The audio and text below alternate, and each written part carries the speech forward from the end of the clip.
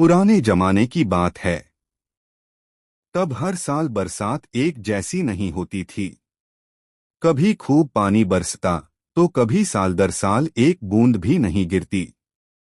जब बरसात नहीं होती तो धरती सूख जाती, खेत बंजर हो जाते और गांव पर दुकाल का साया छा जाता। उन दिनों न तो हर गांव में कुएं होते थे न नहरें। लोग केवल बरसात के भरोसे खेती करते थे।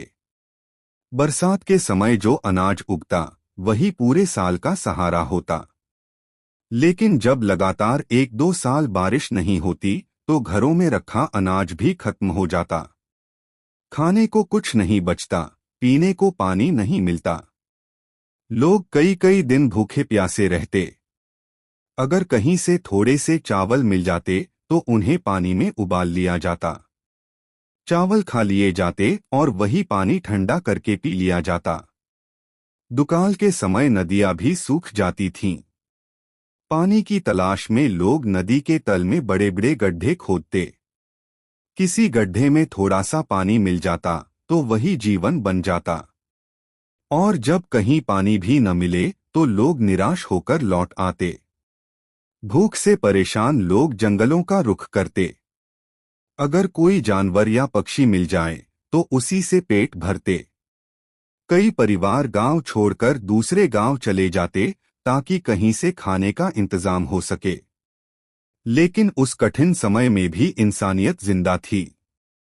किसी एक को अगर थोड़ा सा खाना मिल जाता तो वह अकेला नहीं खाता, सब में थोड़ा थोड़ा बांट देता।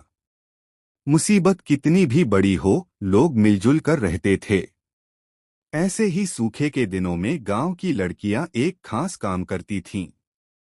बारिश न होने पर वे सब मिलकर मिट्टी की एक मूरत बनातीं। उन लड़कियों में से एक लड़की उस मिट्टी की मूरत को अपने माथे पर उठाती और बाकी लड़कियां उसके साथ गांव-गांव घूमतीं। वे हर घर के दरवाजे पर जातीं। जिस घर पर जातीं, वहां उस लड़की और मिट्टी की मूरत पर कंकु चावल का तिलक लगाया जाता, आदर से स्वागत किया जाता। फिर सब लोग उन दोनों पर पानी डालते, उन्हें भिगो देते। इसी तरह पूरा गांव घूम लिया जाता। इसके बाद सारी लड़कियां मिलकर उस मिट्टी की मूरत को एक खेत में बैठा देतीं। वहां वे गीत गातीं, रास गरबा खेलतीं और दिल से बरसात की प्रार्थना करतीं। उनके गीतों में आस होती थी, आंखों में उम्मीद और दिलों में विश्वास। पुराने जमाने के लोगों का मानना था कि ऐसा करने से बारिश जल्दी आती है। और सच में कई बार ऐसा होता था। उसी दिन या अगले ही दिन आसमान में काले बादल घिर आते और झमाझम बारिश शुरू हो जाती। इतनी बारिश होती कि खेत में रखी मिट्टी की मूरत धीरे धीरे पिघल जाती। जब तक वह मूरत घुल न जाए तब तक बारिश रुकती नहीं थी।